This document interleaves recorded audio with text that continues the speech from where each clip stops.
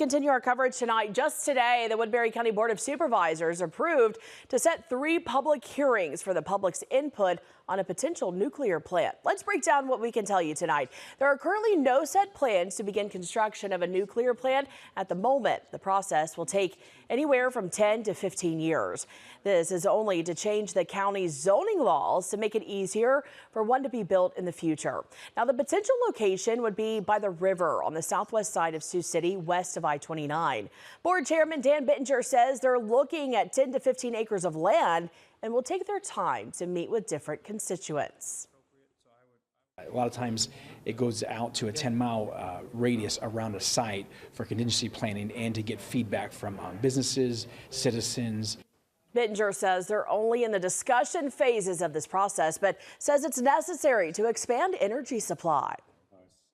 We want to make sure if there's demand, if people want to move here, if businesses want to come to Woodbury County, we want to make sure we are able to provide that power source.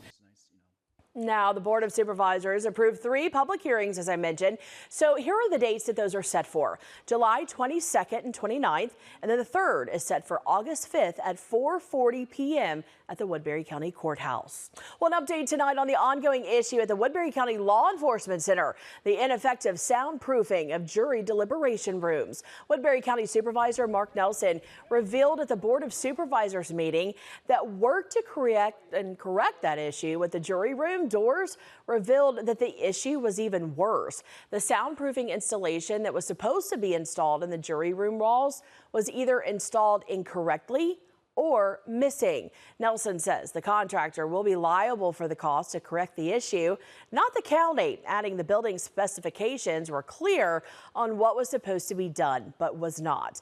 Nelson says this will have a huge impact on court operations at the facility. But the tough part now is that our courts are like a train. They just can't be stopped. They are busy, they have tight schedules, and they need these jury rooms. And so we can only do so much, the judges can only do so much, and so the contractor's gonna have to bend over backwards to get this rectified, but that's their problem. Nelson added the contractor should have done the job right the first time, and this issue continues to shine a spotlight on what he calls poor workmanship on the LEC project. Let's turn our